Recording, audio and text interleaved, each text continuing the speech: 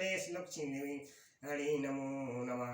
प्रकटुंड महाकाय सूर्यकोटि संप्रभा निर्विघ्नमय देव शुभकार्येषु सर्वदा।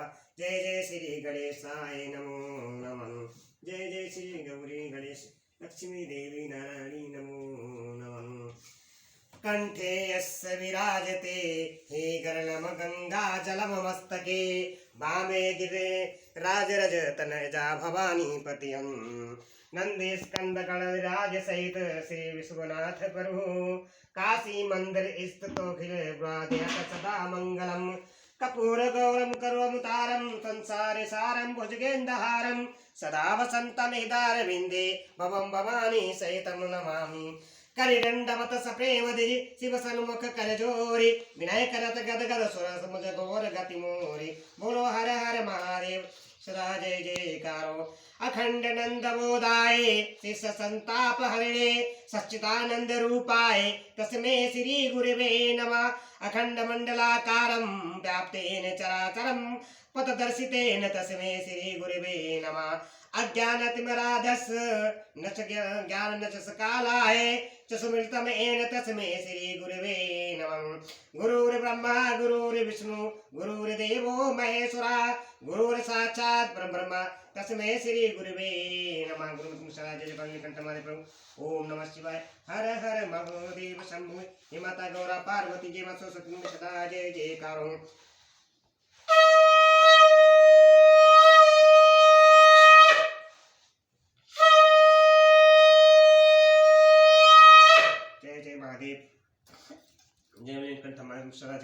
ओम नमः शिवाय ओम नमः शिवाय ओम नमः शिवाय ओम नमः शिवाय। जय हरे हरे महादेव शिव नमः शिवाय।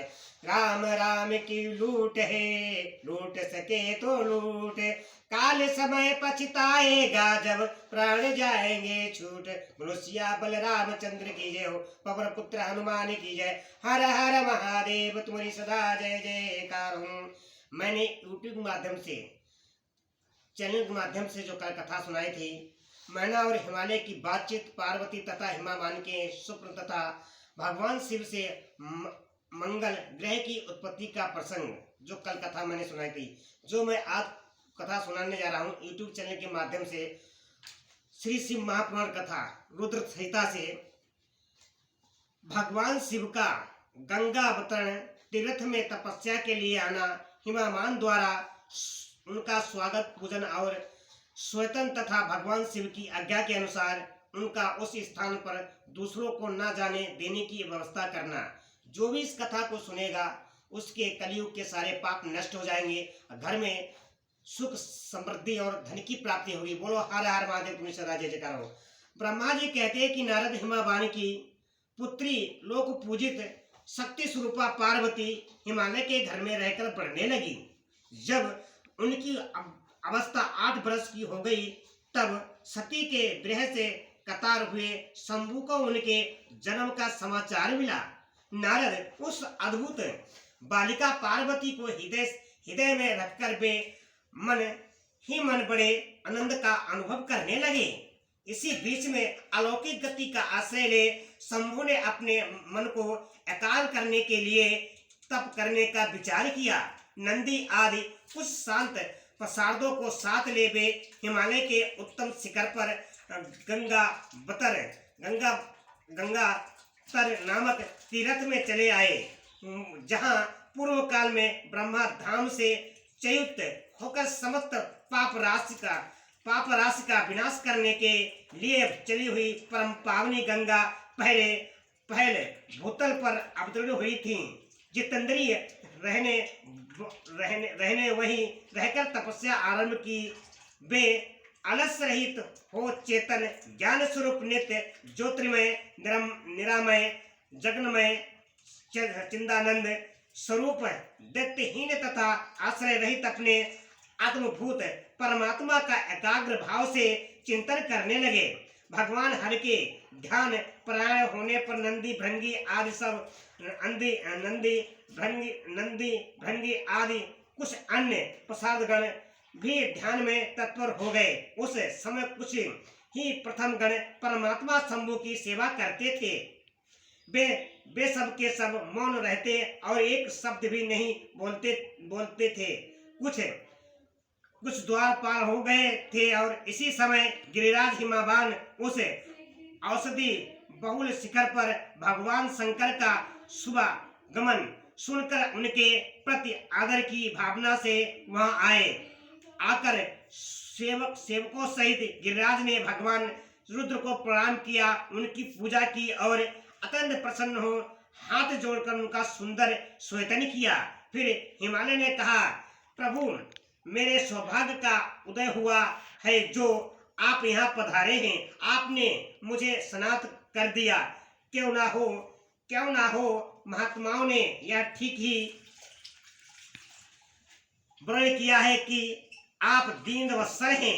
आज मेरा जन्म सफल हो गया, आज मेरा जीवन सफल हुआ और आज मेरा सब कुछ सफल हो गया, क्योंकि आपने यहाँ पदार्पण करने का कष्ट उठाया है।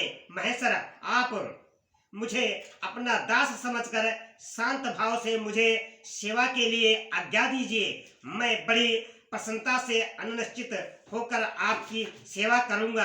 ब्रह्मा जी कहते हैं कि नारद, गिरिराज का यह वचन सुनकर महेश्वर ने किंचित आंखें खोली और सेवकों सहित हिमावान को देखा।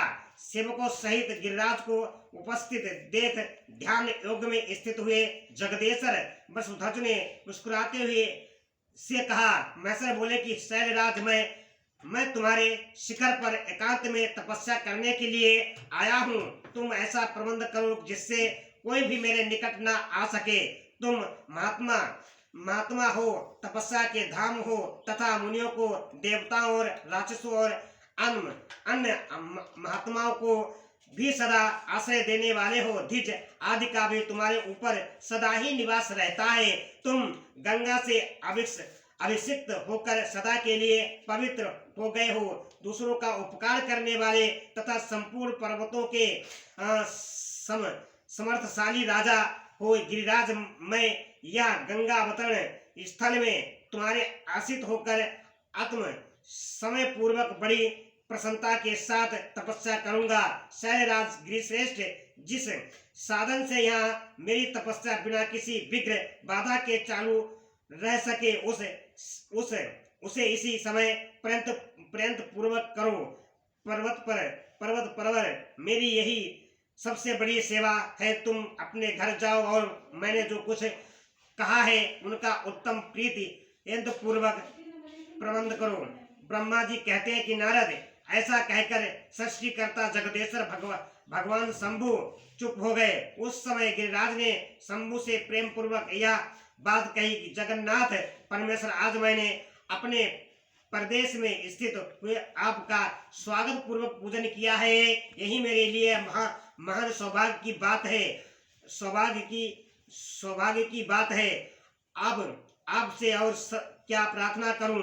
महेश्वर, कितने ही देवता बड़े बड़े यंत्र का आश्रय ले महान तप करके भी आपको नहीं पाते। वे ही आप यहाँ स्वयं उपस्थित हो गए। मुझसे बढ़कर श्रेष्ठ सौभाग्यशाली और पुण्यात्मा दूसरा कोई नहीं है, क्योंकि आप मेरे वृष भाग पर तपस्या के लिए उपस्थित हुए हैं। परमेश्वर, आज मैं अपने को देवराज इंद्र से भी अधिक भाग्यवान मानता हूँ, क्योंकि सेवकों सहित आपने यहाँ आकर मुझे अनुग्रह का भागी बना दिया। देवेश, आप स्वतंत्र हैं। यहाँ बिना किसी विघ्न बाधा के उत्तम तपस्या कीजिए। प्रभु, मैं आपका दास हूँ, अतः सदा आपकी आज्ञा के अनुसार सेवा करूंगा। ब्रह्मा जी कहते कि नारद, ऐसा कहकर गिरिराज हिमालय तुरंत अपने घर को लौट आए। उन्होंने अपनी प्रिया मैना को बड़े आदर से यह सारा वृत्तांत कह सुनाया। तपश्चात शैलराज ने साथ जाने वाले परिजनों तथा समस्त सेवक गणों को बुलाकर उन्हें ठीक ठीक समझाया। हिमालय बोले, आज से कोई भी गंगा अवतरण नामक स्थान में जो मेरे भाग ही है, मेरी आज्ञा मानकर न जाए। यह मैं सच्ची बात कहता हूँ। यदि कोई वहाँ जाएगा जाएगा तो वह उस महादुष्ट को मैं विशेष दंड दूंगा। मुने इसी प्रकार आपने अपने समस्त गणों को शीघ्र ही निमंत्रित करके हिमावान ने विघ्न निवारण के लिए जो सुंदर प्रयत्न किया वह तुम्हें बताता हूँ, सुनो। जय भोलेनाथ सदा जय जयकार। हर हर महादेव। नमः शिवाय ओम नमः शिवाय ओम नमः शिवाय ओम नमः शिवाय ओम नमः शिवाय ओम नमः शिवाय ओम नमः शिवाय ओम नमः शिवाय।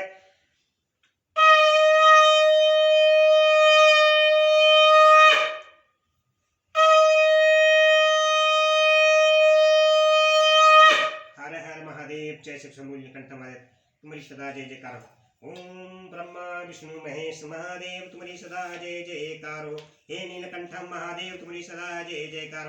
गुरुर् ब्रह्मा गुरुर्विष्णु गुरुर्देवो महेश्वरा गुरुर् साक्षात् परब्रह्म तस्मै श्री गुरुवे नमः। तुम्हारी सदा जय नीलकंठम।